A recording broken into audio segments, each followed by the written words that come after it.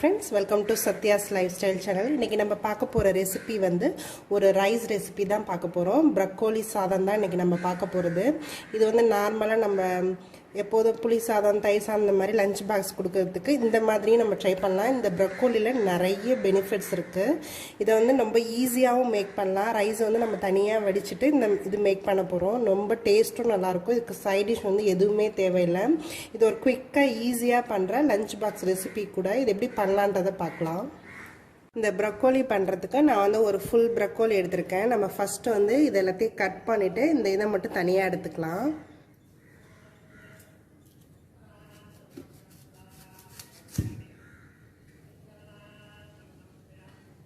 இந்த மாதிரி எடுத்ததுலையுமே இந்த ஸ்டெம் எல்லாத்தையுமே நான் கட் பண்ணிக்கிறேன். இது மட்டும்தான் நம்ம இன்றைக்கி யூஸ் பண்ண போகிறோம்.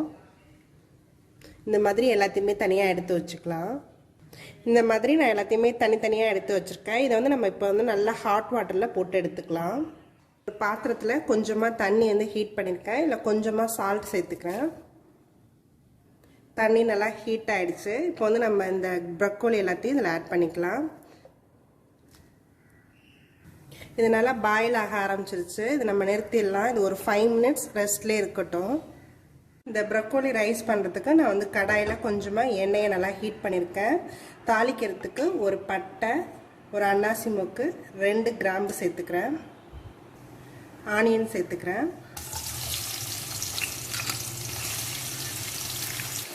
ஆனியன் வதங்கிறதுக்கு தேவையான அளவுக்கு சால்ட்டு சேர்த்துக்கிறேன்.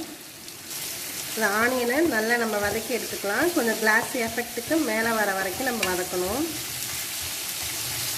இது கூடவே நான் ஒரு பச்சை மிளகாய் ஒரு 8 நம்பர் கிட்ட சேர்க்குறேன். நீங்கள் வந்து காரம் உங்களுக்கு தகுந்த அப்படி சேர்த்துக்கோங்க. இது வந்து எனக்கு அவ்வளோ காரம் இல்லைங்கிறனால நான் கொஞ்சம் பச்சை மிளகாய் நிறையாவே சேர்த்துக்கிறேன். இதையும் சேர்த்து நம்ம நல்லா வதக்கி எடுத்துக்கலாம்.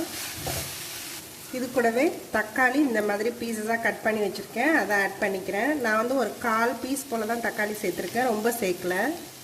இதையும் நம்ம நல்லா வதக்கி எடுத்துக்கலாம். இந்த தக்காளி, வெங்காயம் எல்லாமே இன்னும் ஒரு 2 நிமிஷம் போல் இதை நம்ம நல்லா வதக்கிக்கலாம். இது எல்லாமே நல்லா கொஞ்சம் வதக்கியாச்சு. நான் வந்து இஞ்சி பூண்டு இந்த மாதிரி இடித்து எடுத்து வச்சுருக்கேன். அதை ஆட் பண்ணிக்கிறேன். இந்த இஞ்சி பூண்டோட ரா ஸ்மெல் போகிற வரைக்கும் நம்ம நல்லா கொஞ்சம் வதக்கிக்கலாம். அதை இந்த இஞ்சி பூண்டோட ரா ஸ்மெல் எல்லாம் போயிடுச்சு. இப்போ வந்து நான் கொஞ்சமாக கரம் மசாலா ஆட் பண்ணிக்கிறேன். வேறு எந்த மசாலாவும் இதில் நம்ம ஆட் பண்ண போகிறதில்ல. ஒன்லி கரம் மசாலா மட்டும்தான் ஆட் பண்ண போகிறோம். 1 ஸ்பூன் கிட்ட பெப்பர் சேர்த்துக்கிறேன். இந்த ஸ்பைசஸ் எல்லாத்தையுமே நம்ம கொஞ்சம் எண்ணெயில் வதக்கிக்கலாம். லைட்டாக வதக்கினா போதும். நான் வந்து கரம் மசாலா சும்மா ஒரு 1/2 ஸ்பூன் கிட்ட தான் சேர்த்துருக்கேன். இது வந்து ஸ்மெல்லுக்காக தான். நம்ம ஆல்ரெடி காரத்துக்கு பச்சை மிளகா சேர்த்துருக்கோம், மிளகு சேர்த்துருக்கோம். வேறு எந்த மசாலாவும் இதில் சேர்க்க போகிறதில்ல. இது எல்லாமே நம்ம நல்லா வதக்கி எடுத்தாச்சு. இப்போ வந்து நான் ப்ரோக்கோலி ஆட் பண்ணிக்கிறேன். ப்ரோக்கோலி நான் நல்லா வாஷ் பண்ணி எடுத்து வச்சுருக்கேன். அது கூடவே கொஞ்சமாக கேரட் வந்து இந்த மாதிரி கட் பண்ணி வச்சுருக்கேன். சும்மா கலருக்காக தான் நான் சேர்க்குறேன். இந்த ப்ரோக்கோலி, கேரட் எல்லாத்தையுமே நம்ம கொஞ்சம் எண்ணெயில் நல்லா வதக்கிக்கலாம். கேரட் வந்து உங்களோட விஷ் தான். நீங்கள் வேணும்னா சேர்த்துக்கலாம், வேண்டான்னா விட்டுடலாம். நான் சும்மா கலர்ஃபுல்லாக இருக்கணும், பசங்க வந்து இந்த மாதிரி கொடுத்தோம்னா கொஞ்சம் பார்த்தோன்னே அதை சாப்பிட தோணுங்கிறதுக்காக நான் அதை சேர்த்துருக்கேன். இது வந்து நான் ஒரு 1 minute போல் இது வந்து நான் க்ளோஸ் பண்ணி வைக்கிறேன். இதுக்கு வந்து கொஞ்சம் வேகணுங்கிறதுக்காக. இது ஒரு நல்லாவே ஒரு 2 minutes போல் ஆயிடுச்சு. இது நல்லா வெந்தும் இருக்குது. இந்த ஸ்டேஜில் வந்து நம்ம பார்த்துக்கலாம். உப்பு பத்தலைன்னா இப்போ கொஞ்சம் உப்பு சேர்க்குறா இருந்தாலும் சேர்த்துக்கலாம்.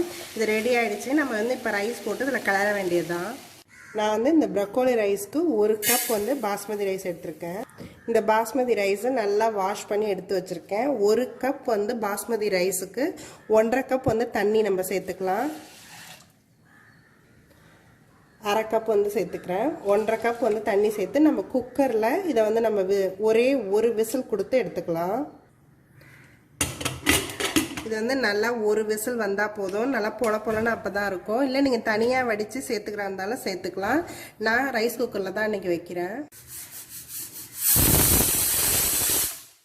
இந்த ரைஸ் வந்து நம்ம வேக வச்சு எடுத்தாச்சு. இந்த மாதிரி உதிரி உதிரியாக இருக்கணும். இப்போ வந்து இந்த ரைஸை வந்து நம்ம இந்த வெஜிடபிள்ஸ் இதில் சேர்த்துக்கலாம். இது நல்லா எல்லா இடத்துலையும் இந்த வெஜிடபிள்ஸோட மிக்ஸ் ஆகுற மாதிரி நல்லா மிக்ஸ் பண்ணிக்கலாம். இது நல்லா எல்லாத்தோடையும் மிக்ஸ் பண்ணியாச்சு. இந்த ரைஸ் இப்போ ரெடி ஆயிடுச்சு. இந்த ப்ரக்கோலி ரைஸ் வந்து ரெடி ஆயிடுச்சு. இதுக்கு வந்து சைட் டிஷ் வந்து எதுவுமே தேவையில்லை. இந்த ரைஸே நல்லாயிருக்கும். இதுலேயே நம்மளுக்கு இந்த கரம் மசாலாவோட ஸ்மெல்லு அந்த டேஸ்ட் எல்லாமே இருக்கும். இதில் பெப்பர்லாம் போட்டுக்கிறதுனால காரம் எல்லாமே கரெக்டாக இருக்கும். இதுக்கு எந்த சைட் டிஷ்ஷுமே தேவையில்லை. இது நீங்களும் உங்கள் வீட்டில் ட்ரை பண்ணி பாருங்கள். என்னோடய வீடியோஸ் எல்லாத்தையும் பாருங்கள். மறக்காமல் எங்கள் சேனலை சப்ஸ்கிரைப் பண்ணுங்கள். தேங்க்யூ ஃபார் வாட்சிங்.